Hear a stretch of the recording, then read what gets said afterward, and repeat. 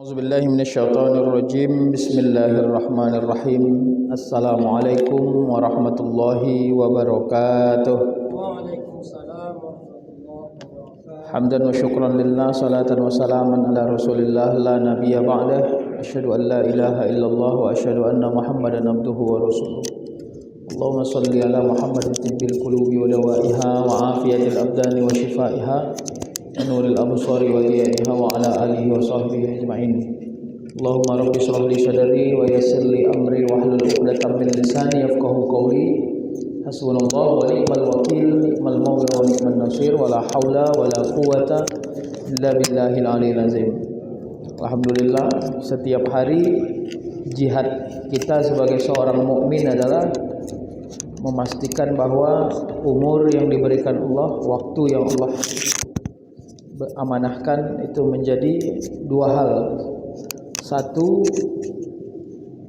keadaan kita untuk tidak mengerjakan yang dilarang. Jadi itu terem pertama, karena kita ini sangat potensial terjebak pada dosa. Kenapa kita sangat potensial terjebak kepada dosa? Karena kita ini diberi kemampuan, akal, mampu berpikir, keadaan melahirkan kesempatan. Mungkin harta membuatnya menjadi lebih mudah, sehingga kita ini sebenarnya punya potensi yang sangat kuat melakukan satu dosa atau satu kesia-siaan. Makanya bila mana kita hari ini berhasil membacking diri kita dari sesuatu yang sifatnya dosa, maka ini menjadi kekuatan dan kesyukuran. Yang kedua adalah kemampuan untuk meyakinkan diri kita ini adalah orang yang mentaati perintah Allah dalam konteks wajib maupun yang sunnah. Yang wajib itu mungkin kalau dalam terminologi ritual ada sholat, yang sunnah mungkin pada hal-hal yang sifatnya voluntary, ya, kalau sholat sunnah, infak, ya, sedekah, memudahkan urusan orang. Jadi sebenarnya inilah akses yang kita miliki. Sehingga akses ini sebenarnya harus kita pergunakan setiap hari. Karena kalau kita hanya memastikan atau menjadikan diri kita mengerjakan semua yang hanya diperintah saja, maka sebenarnya kita tidak punya keuntungan apapun. Karena yang diperintah itu dalam terminologi hukum dikerjakan berpahala, ditinggalkan berdosa. Berarti tidak ada kewenangan untuk meninggalkan. Tapi kalau kita sudah sampai kepada sesuatu yang voluntary, ya, sukarela, sunnah kalau bahasa hukumnya, maka kita akan menjadi orang yang gembira. Bapak Ibu yang dirahmati Allah, inilah menjadi kekuatan. Hari ini saya mau coba dulu membahas ada khusus di dalam satu kitab namanya Al-Azkar An-Nawawi. Beliau menulis satu bab dalam kitab tersebut, judulnya adalah Alamatul Ikhlas. Ciri-ciri, ya, orang-orang yang sampai kepada ikhlas itu. Pada kitab itu beliau mengawalinya dengan satu hadis, ya. Hadis ini sangat populer sebenarnya. An Umar anna Rasulullah sallallahu alaihi wasallam qala innamal a'malu binniyat wa innamal likulli imri'in ma nawa. Faman kanat hijratuhu ilallahi wa rasulih fa hijratuhu ilallahi wa rasulih. Wa man kanat hijratuhu lidunya yusibuha aw imra'atin yatazawwajuha fa hijratuhu ila ma hajara ilaihi. Ini ada dalam kitab Arba'in sebenarnya hadis ini. Jadi hadis ini sebenarnya hadis yang paling kuat untuk menentukan seberapa hebat perbuatan kita ini memiliki efek kepada hasil. Jadi yang tak boleh itu adalah melakukan sesuatu yang tak punya hasil. Jadi itu output dan outcome kehidupan kita ini harus jelas. Orang makan hasilnya kenyang, tapi kalau hanya kenyang menjadi tujuan, sering rasa kenyang justru membuat sakit. Makanya kemampuan untuk menetralisir pikiran agar semua tujuan itu tidak hanya ansih pada urusan dunia, inilah yang disebut dengan niat tadi. Kata Rasul, innamal a'malu binniyat, ya, semua perbuatan itu, ya, semua amal itu tergantung pada apa yang diniatkan. Jadi niat itu adalah qasdu syai' muqtarinan bi fi'lin, sesuatu yang dikosatkan di dalam hati, yang dimunculkan, yang dikuatkan tapi berefek kepada perbuatan. Makanya itu kalau ada orang pergi ke kantin, kira-kira apa niatnya? Niat utama orang pergi ke kantin itu apa? Pasti mau makan, mau minum. Tapi pertanyaannya kita lanjut, apakah semua orang yang ke kantin niatnya mau makan atau minum? Tidak. Kadang ada orang ke kantin mau ketemu temannya, lagi dia sedang PDKT sama pemilik kantin misalnya, atau dia sedang memata-matai seseorang, boleh. Jadi itulah yang disebut. Makanya apa yang diniatkan itu yang terjadi. Makanya kalau ada orang melakukan satu amal di dunia ini, tapi ansih niatnya hanya tentang keuntungan dunia, maka nanti hasilnya hanya pada urusan dunia. Itu sebenarnya hadis yang disebutkan oleh Rasulullah ini. Wa innamal likulli imri'in ma nawa. Jadi semua perbuatan itu akan sangat digolongkan kepada apa yang dia niatkan. Jadi digolongkan itu ya sama tadi. Kalau kita sholat, ya dianjurkan, walaupun ada yang menyebut wajib, ada yang menyebut tidak wajib, tapi mengucapkan niat secara lisan, ya, usolli fardhu zuhri arba'a raka'atin mustaqbilal qiblah ma'muman lillahi ta'ala. Ini namanya litakid, menguatkan kepada diri agar memastikan sholat kita itu posisinya adalah lillahi ta'ala. Adakah sholat yang tidak posisinya lillahi ta'ala? Banyak. Itu kan makanya di dalam Al-Quran Allah menyebut wa iza qamu ila sholah qamu kusala yura'unan nasa wa la yazkurunallaha illa qalila. Salah satu ciri-ciri orang munafik itu kata Allah, apabila dia menegakkan sholat dengan malas, kusala. Yura'unan nas, dia itu suka ria kepada manusia. Berarti ada kecirian dari sholat orang dengan tipe yang beragam. Ada yang karena Allah lalu dia merasa ikhlasul amal, ada yang merasa ya ada potensi keduniaan yang harus dia cari di dalam sholat itu, sehingga akhirnya nilai yang dia dapatkan ya seperti apa yang dia niatkan.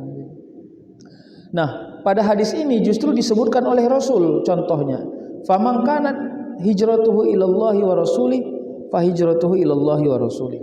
Siapa orang-orang yang berniat hijrah karena Allah dan Rasul, maka dia akan mendapati nilai karena Allah dan Rasul. Berarti apa yang ingin Rasul katakan? Ya karena memang pada masa Rasul itu semangat hijrah itu besar dan para sahabat juga ikut berhijrah, maka Rasul mewanti-wanti para sahabat agar hijrahnya bukan karena seperti apa yang disebutkan ya. Ya, wa man kanat hijratuhu lidunya yusibuha aw imra'atin yatazawwajuha, atau engkau niat hijrah karena harta atau karena perempuan yang akan kau nikahi, maka kata Rasul fahijratuhu ila ma hajara ilaih, maka engkau akan dapat nilai hijrah seperti apa yang kau niatkan dalam hijrah itu. Nah Bapak Ibu, saya ingin kekuatkan ini. Makanya kalau kita sudah sampai pada level yang bukan awam, kita harus berhasil meyakinkan bahwa perjalanan hidup kita ini tujuan dasar dan tujuan utamanya adalah ridha Allah Subhanahu wa taala. Tunggu ya, ridha Allah itu bukan berarti tidak punya efek kepada dunia. Ini tolong jangan disalah arti. Ridha Allah itu makamnya paling tinggi, Pak. Radhiyallahu anhum wa radu anhu zalika liman khasyya rabbah. Allah ridha engkau jadi makhluknya, dan engkau pun harus ridha Allah jadi Tuhanmu. Itulah maknanya hubungan simbiosis antara Khalik dengan Allah. Bagaimana keridhaan seorang makhluk kepada Allah ketika dia menjalankan kehidupan di muka bumi ini? Pertama, perintah tidak ditinggalkan. Yang kedua, sifat dari perintah itu sami'na wa ata'na. Tidak yang ini dikerjain, yang ini ngeyel, yang ini nanggung, yang ini nyari alasan dulu, yang kira-kira gitu ya. Nah, yang ketiga, meyakinkan dengan sempurna bahwa di dalam taat itu harus ada ikhtiar. Jadi ikhtiar ini levelnya adalah usaha yang dikerjakan sebab yakin Allah akan memberi hasil. Nah, yang keempat, orang-orang yang melakukan kekuatan yang kita sebut tadi itu, dia akan istiqomah pada ketaatannya. Yang istiqomah itu membalut rasa percaya diri. Jadi bukan capek. Itu istilah saya yang berulang-ulang. Jangan sampai capek menjadi orang taat. Kalau sudah capek menjadi orang taat, maka kemungkinan menjadi orang ingkar itu tinggi. Ya kan disebut ya, ketika ngasih snack pengajian, bulan pertama dia, bulan kedua dia, bulan ketiga sampai bulan ke-6, bulan ke-7 nggak mau lagi dia ngasih. Akhirnya begitu pengajian bulan ke-7 nggak ada snacknya, di WA lah di dalam grup, ya kan, Pak kok nggak ngasih kue hari ini Pak? Tuh langsung dijawab sama bapak itu, masa aku aja. Nah, ini itulah tanda ciri-ciri orang yang sudah mulai capek. Masa aku aja, kok aku aja gitu. Pertanyaannya sederhana. Kalaupun kita sedang tidak mau memberi kebaikan hari ini, tolong jangan niatnya karena aku aja. Itu ciri-ciri orang yang udah mulai capek itu. Ingat ya, kalau orang sudah mulai capek pada urusan kebaikan, khawatirnya kebaikan itu akan berhenti kepada dirinya. Besok-besok mau lagi dia menyumbang, rezeki sudah tak ada. Mau lagi menyumbang, yang disumbang udah gak ada. Mau lagi menyumbang, hati tidak kuat, jengkel aja. Wah, itu terhindar aja kita. Makanya saya mau ajak kita, kalau kita sedang jenuh pada satu kebaikan, tolong niatnya bukan karena kita sudah mapan. Aku aja nih, yang lain mana pernah. Kalimat-kalimat gini tolong dihapus. Kenapa? Karena ini ciri-ciri orang sombong yang sirriyah, sombong yang rahasia.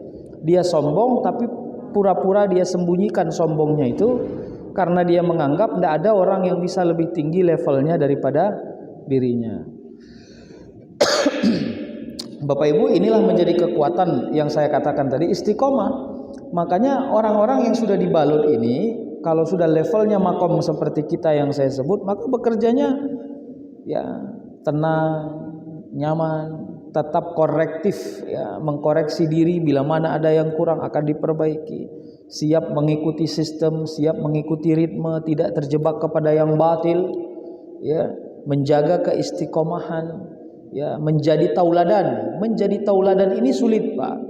Kadang-kadang kita yang terikut ritme kejahatan orang lain, tapi sebaiknya orang yang terikut ritme kebaikan kita. Makanya istiqomah ini menjadi balutan gitu ya. Jadi kalau di ruang kantor gitu kan, setiap dia dengar azan terus dia ambil sajadahnya, dia pergi ke musola. Nah, awalnya orang nggak mau ikut, tapi lama-lama orang tertarik gitu ya. Nah, kenapa? Ya itu tadi, keistiqomahannya menguat gitu. Dan inilah yang penting kepada diri kita. Nah, apa kata An-Nawawi di dalam kitab itu, karena dia menyebut alamatul ikhlas. Katanya begini, setiap orang yang berjalan di muka bumi ini, kalau dia ingin menggerakkan ikhlas dalam setiap tabiatnya, satu, tujuan dia adalah at-taqarrub ilallah duna syai'in akhar. Dia ini selalu bertujuan ingin selalu dekat kepada Allah duna syai'in akhar, enggak ada yang lain. Jadi duna syai'in akhar inilah yang menjadi lex spesialis. Bahwa saya dekat ke si A, mungkin saya boleh juga dekat ke si B, dekat ke si C, dekat ke si D, boleh.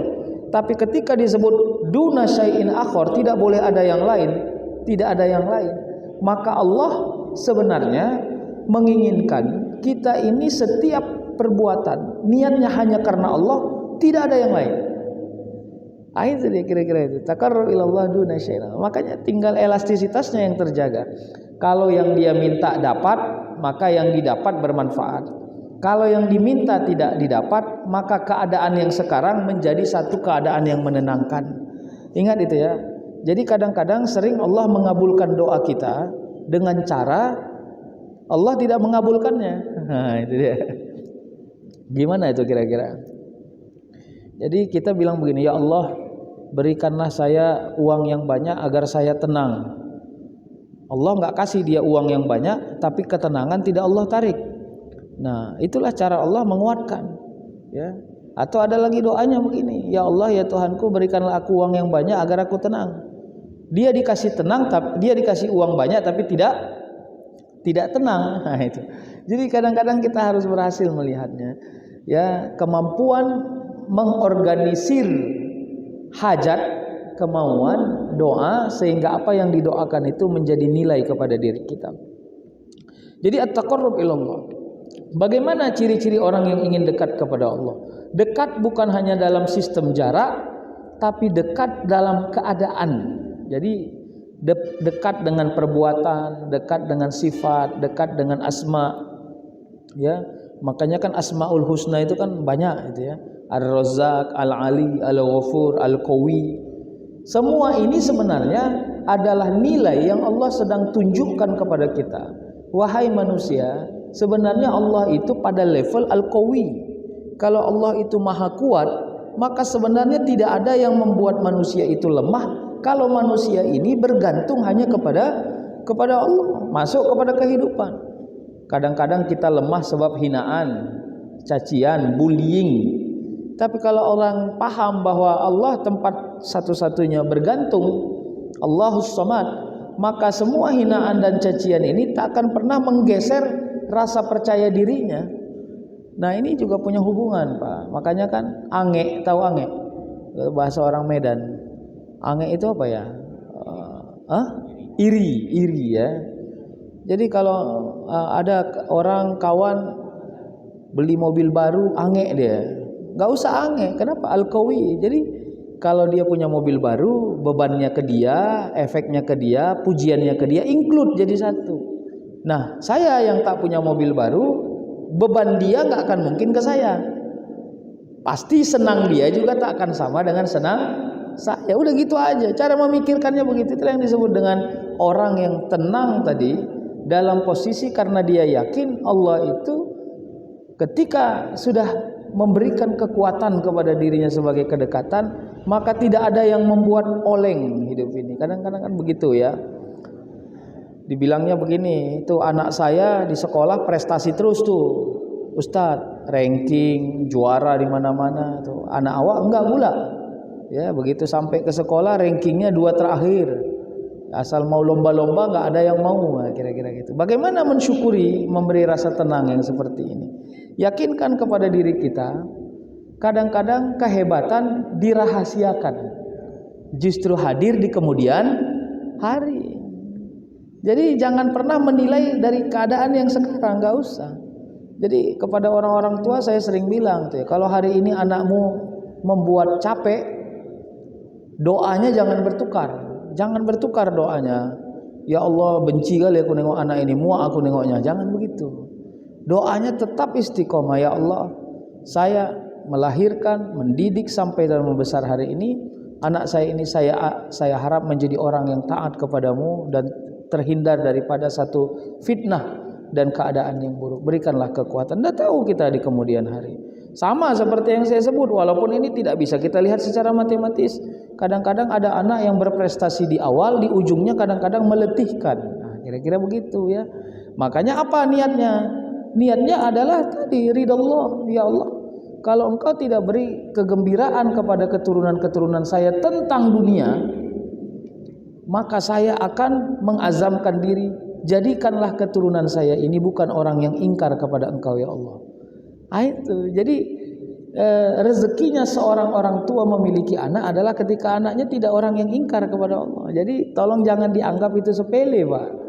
Ya, karena kadang-kadang kita kalau bicara secara kalkulatif, nanti ada anak yang kadang-kadang cari dunianya hebat, tapi ya justru sangat ingkar kepada Allah Subhanahu wa taala. Kalau dalam terminologi tauhid. Itu dia. Yang kedua, kulluhu lillahi ta'ala. Itu yang disebut oleh An-Nawawi, Imam Nawawi, An-Nawawi. Semua yang dia kerjakan itu, gerak dan diamnya, kehidupannya, niatnya hanya lillahi ta'ala. Itulah kenapa ada zikrullah dalam setiap momen. Ya, itu saya kasih tahu ya, mau ke kamar mandi ada doa, mau makan ada doa, mau tidur ada doa, mau bepergian ada doa, bahkan menguap pun ada doa, bersin pun ada doa. Kenapa? Kulluhu lillahi ta'ala. Itu sifat dan kesejatian seorang manusia. Karena diri kita ini sebenarnya energi dasarnya kan ruh. Dan ruh kita ini ditompangkanlah kepada dirinya jasad. Maka sebenarnya ruhlah yang mengelola jasad, bukan jasad yang mengelola ruh. Jangan terbalik. Kalau ruh yang mengelola jasad, maka jasad ini akan dibawa oleh ruh untuk selalu dekat kepada yang memiliki ruh, Allah Subhanahu wa ta'ala. Bila dia mendengar hajat jasad, maka dia akan konfirmasi kepada jasad, wahai jasad, hajatmu ini bertentangan enggak dengan jalan Allah? Kalau bertentangan enggak boleh. Kira-kira gitu. Makanya dia tidak akan mau minum khamar. Kalaupun dia pernah terjebak, dia bertaubat. Dia tidak akan mau melakukan khianat, kezaliman, mencuri, ya. Kenapa? Karena dia tahu itu adalah yang dilarang oleh Allah. Maka jasad ini akan patuh kepada ruh, karena ruh selalu ingin kulluhu lillahi ta'ala. Semua niatnya hanya karena Allah Subhanahu wa ta'ala. Jadi memang kalau saya ditanya dalam terminologi moderasi, topo seliro, apa itu? Topo seliro itu tenggang rasa lah, kira-kira gitu ya. Ini dalam konteks moderasi lahir karena dia tahu Allah itu Tuhan, Allah Subhanahu wa ta'ala secara tauhid akan memberikan hidup kepada kita tidak selalu seperti apa yang kita bayangkan. Makanya dia akan meyakinkan bahwa perbedaan itu sebuah keniscayaan. Karena perbedaan sebuah keniscayaan, di dalamnya tidak ada paksaan. Tapi kita juga jangan terpaksa untuk mengikuti hajat dan keinginan orang lain. Jadi kulluhu lillahi ta'ala. Orang yang mau ujian, ingin mendapatkan prestasi, boleh, silakan. Prestasi itu dunia. Tapi ketika ujian yang dia hajatkan adalah, ya Allah, saya akan berjuang dengan kuat bahwa saya akan mendapatkan keberhasilan dalam ujian ini. Saya belajar, saya menghafal, saya mengingat, saya mentafsir, saya menelaah, tapi tetap saya hajatkan diri saya untuk mendapati ridhomu. Ya, maka apapun hasilnya dia akan sangat tenang, dan biasanya hasilnya akan sesuai dengan ekspektasi. Ada orang bahkan sebelum dia ujian dia udah tahu sudah gagal. Tak akan mungkin saya menang ini gagal. Tapi dia tetap ujian. Apa kira-kira keuntungan kepada dirinya? Keuntungan kepada dirinya dia memulai, dia mencoba. Ternyata begitu diumumkan dia gagal, memang gagal dia. Begitu cara Allah mendelay rezeki, ya. Tahun depan kemudian keluar pula pengumuman, tidak akan ada ujian lagi. Yang ada kepada orang-orang yang pernah ikut ujian, di scoring ulang yang gagal-gagal itu. Siapa yang skornya paling tinggi secara otomatis diangkat. Waduh, coba bayangkan kalau awal itu dia nggak jadi ikut ujian. Nah, misalnya begitu. Ada yang selalu begitu, ya. Kenapa? Karena kadang-kadang mencoba itu bukan harus linier dengan keberhasilan. Ya, mencoba itu kadang-kadang linier dengan percaya kepada apa yang Allah hadirkan. Nah, sama kayak orang berusaha. Kadang-kadang dia berusaha buka usaha, yakinnya dia tak akan berhasil usaha ini. Tapi dia harus mencoba. Kenapa? Dia sedang membaca pasar, dia membaca peta, dia membaca selera orang, dia membaca keadaan, dia membaca kesabaran dirinya. Ternyata mahal yang dia dapat, walaupun betul setelah 2 bulan usahanya gagal, tapi dia sudah punya kekuatan. Kenapa? Untuk memulai usaha yang lain, tapi dengan pengalaman yang jauh lebih tinggi daripada ketika dia tidak memulai. Nah, saya mau cerita, bukan tidak mungkin setelah akhirnya gagal usaha dia 2 bulan, dia berhenti, lagi stay, tenang, cooling down, tiba-tiba datang orang, ketemu sama dia. Ibu kok nggak buka usaha ini lagi, bakso lagi, kemarin buka di sini. Nggak ada peminatnya Pak. Oh iya, tapi kemarin ada staf saya makan enak baksonya. Kalau nggak ibu kerja di kantin kami aja, buka bakso. Orang sini memang pasarnya pasar bakso 10.000, yang ibu jual itu pasar bakso 25.000 karena rasanya tinggi, kualitasnya bagus, tak cocok pasarnya, cocoknya di tempat kami. Wah, bukan tidak mungkin Pak. Jadi jangan anggap sepele kepada hal-hal yang kita di luar nalar kemanusiaan kita. Makanya disitulah kenapa alasan kita tetap menolong orang, memudahkan orang, ya berinteraksi dengan orang. Kadang-kadang orang-orang ini nggak yakin kita akan memberi manfaat kepada kita. Tapi bila kita yakin kulluhu lillahi ta'ala, yang kita kerjakan itu karena Allah, akan ada subsidi-subsidi aneh dan unik yang Allah hadirkan. Boleh saja bertahun, berbulan, berhari, atau mungkin berpuluh tahun. Bukan tidak mungkin begitu dikenal, ya. Siapa engkau? Saya cucunya Ustadz Syukri. Waduh, teringat dia dulu Ustadz Syukri pernah memberikan dia air mineral. akhirnya dimudahkan. Bukan tidak mungkin, banyak begitu Pak. Dan jangan-jangan kita juga satu di antara orang yang selalu mendapati keadaan yang seperti itu. Lengket tajam di kepala orang tentang apa yang pernah kita lakukan, tapi karena dia merasa belum pernah membalasnya, justru Allah beri kesempatan membalasnya belasan atau puluhan tahun kemudian hari. Yang terakhir ya Bapak Ibu, maka bagaimana menguatkan ini? Nanti ada sambungannya lagi di bulan depan. Alamatul ikhlas, apa yang disebut oleh An-Nawawi, itu menjadi kekhasan kepada kehidupan manusia, sehingga perjalanan kita ini mengikut alur saja Pak, tapi tetap optimis terhadap tujuan. Bukan berarti tidak punya tujuan, bukan. Silakan membentuk cita-cita. Cita-cita saya A, B, C, D, silakan. Tapi tentang apakah hasilnya begitu, apakah manfaatnya sesuai, nanti kita lihat bagaimana cara Allah ya menguatkan hasil itu dengan keoptimisan yang kita miliki, karena semua yang kita kerjakan ini sudah kulluhu lillahi ta'ala. Saya kira itu yang bisa saya sampaikan ya. Terima kasih, mudah-mudahan bermanfaat dan kita semua selalu dalam lindungan Allah Subhanahu wa taala. Wabillahi taufik wal hidayah. Wassalamualaikum warahmatullahi wabarakatuh.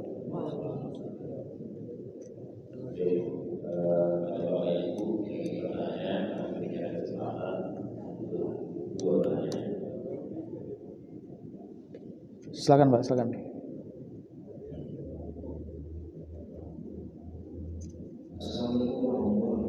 Waalaikumsalam.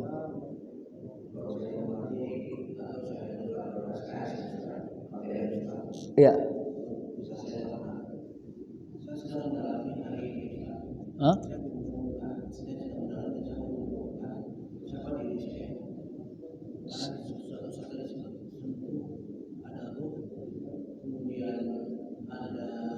Jasmani ya.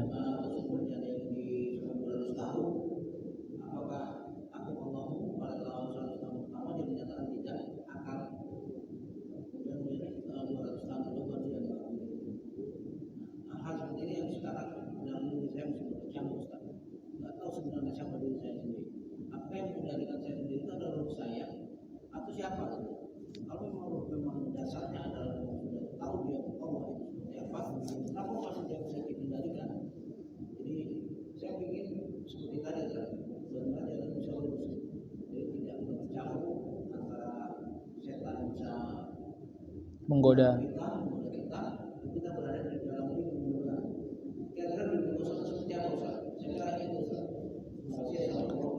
Waalaikumsalam. Ya memang dalam ya.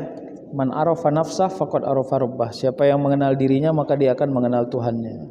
Jadi kalau dalam terminologi hakikat, saya akan mencoba menyederhanakan karena memang bahasa pelajaran tauhid yang hakikiyah itu akan menguras konsentrasi memahami. Jadi ini manusia secara dirinya ini adalah syahwat yang dibungkus dengan semua hal. Di dalamnya ada akal, ada rasa, ada nafsu, ada keadaan, dan kita ini lengket.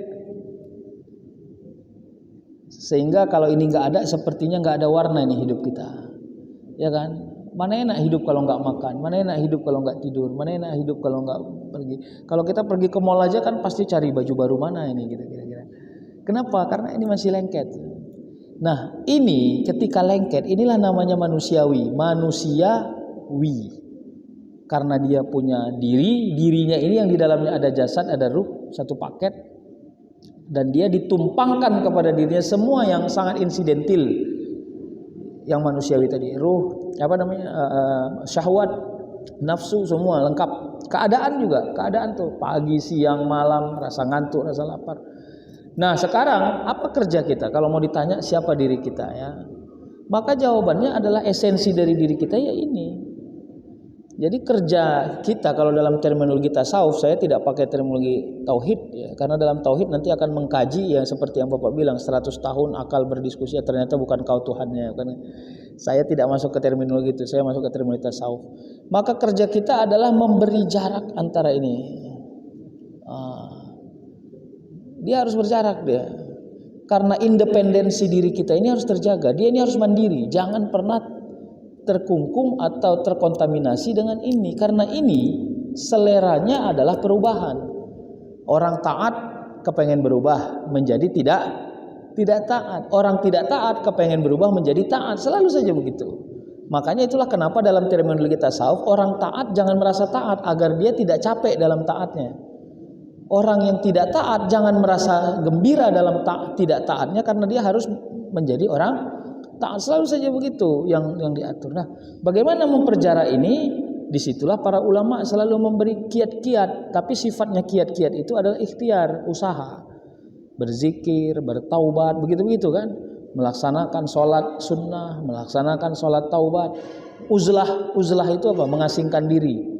Artinya gini, kalau kita ini punya potensi dosa, misalnya dosa minum khamar, ya mabuk, maka tolong jangan pernah dekati orang yang suka mabuk, jangan pernah datangi tempat mabuk, karena itulah cara kita mengasingkan diri. Di miss call kawan tuh ya kan, ada nama kawannya, ya si Holid misalnya. Holid ini tukang mabuk, ya kan, pernah kawan dia mabuk, asal miss call, lama-lama diblokirnya dulu, nggak apa-apa, itu dalam rangka ikhtiar silahkan, itulah uzlahnya. Jadi memang kerja kita itu adalah memperjauh jarak ini. Kalau dalam terminologi tasawuf, nah siapa diri kita itu? Ya ini ruh yang di dalamnya ada jasad, karena ruh itu memang langsung diciptakan oleh Allah.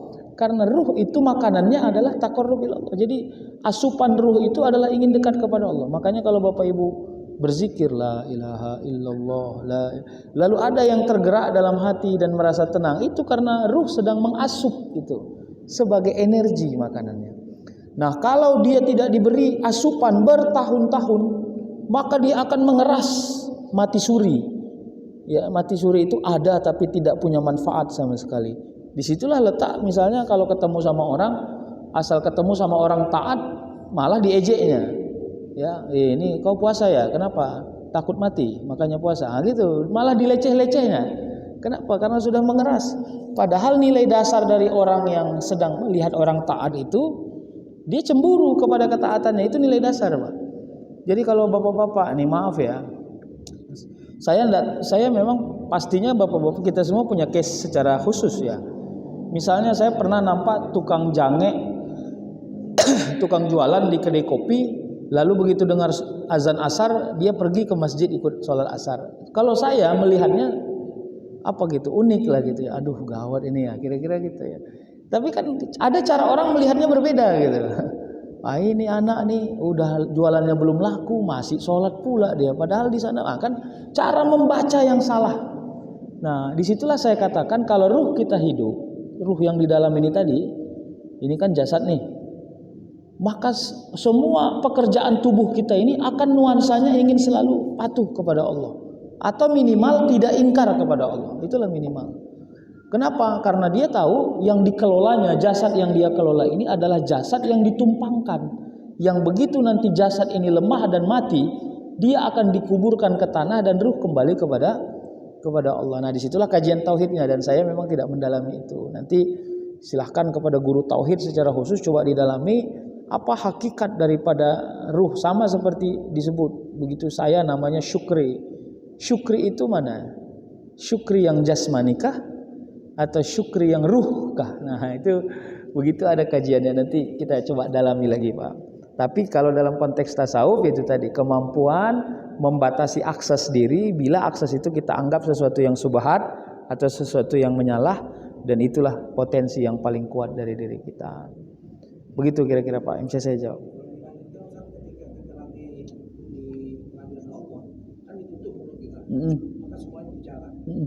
Apakah itu bagian dari ruh atau memang ini makhluk juga? Iya, jadi nanti begitu kita sampai kepada alam barzakh, alam hisab ya, setelah alam barzakh, maka sebenarnya kompetensi tubuh kita ini tidak ada. Karena nanti yang hadir di sana dalam satu riwayat yang muktamad adalah ruh. Makanya ruh yang bersaksi, makanya kalau disebut tangan tidak bisa ngomong kan gitu ya. Itu maknanya memang simbolik, bukan berarti tangan kita pun sampai di sana, enggak. Ruh kita ini secara idealis akan memberitahu sebenarnya ini orang siapa gitu. Ketika dia ditompangkan kepada jasad yang begini, dia sebenarnya siapa?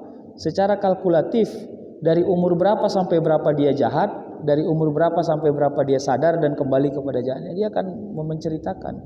Tapi memang tidak ada lagi gerak tubuh kita ini, dan memang yang kalaupun disebut yang ngomong itu ya ruh kita itu yang ngomong. Karena itu bebas ya Ustaz. iya, Dia buat salah juga. iya, nanti dia itu juga akan dihukumkan kepada dirinya bila dia tidak mampu mengelola jasad ini tadi. Nah itulah makanya itu yang saya katakan di awal tadi, jangan sampai jasmani yang menjadi tuan, ruh yang menjadi anak buah. Harus ruh yang menjadi tuan, jasmani menjadi anak buah. Boleh, tapi bukan berarti nggak makan, bukan berarti nggak minum. Makan, minum silakan. Mau belanja silakan, karena itu manusiawi tadi saya bilang kan.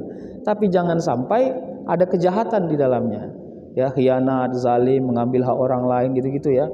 Sehingga akhirnya yang kita kerjakan ini tetap manusiawi, tapi tidak melewati daripada fitrahnya kita sebagai seorang mukmin yang taat kepada Allah Subhanahu wa taala. Gitu ya, Pak. Nanti kita sambung lagi ya. Ada lagi silakan.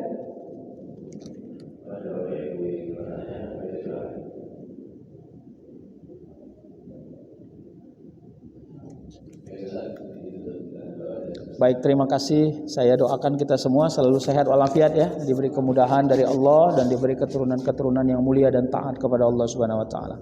Nauzubillahi minasyaitonir rajim. Bismillahirrahmanirrahim. Alhamdulillahirabbil alamin wassalatu wassalamu ala asyrafil anbiya'i wal mursalin wa ala alihi washabihi ajmain. Rabbana zalamna anfusana wa illam taghfir lana wa tarhamna lanakunanna minal khasirin. Allahumma ighfir lana dzunubana wa liwalidayna warhamhuma kama rabbayana shaghira. Wa li jami'il mu'minina wal mu'minat wal muslimina wal muslimat al ahya'i minhum wal amwat bi rahmatika ya arhamar rahimin. Allahumma la sahla illa ma ja'altahu sahla wa anta taj'alul hazna idza syi'ta sahla. Sahil lana ya Allah, sahil lana ya Rahman umurana fid dini wad dunya wal akhirah ya arhamar rahimin. Rabbana la tuzigh qulubana ba'da idh hadaitana wa hab lana min ladunka rahmah innaka antal wahhab. Rabbana atina fid dunya hasanah wa fil akhirati hasanatan wa qina azabannar. Subhana rabbika rabbil izzati amma yasifun wa salamun alal mursalin walhamdulillahi rabbil alamin. Taqabbalallahu minkum minna wa minkum taqabbal ya karim.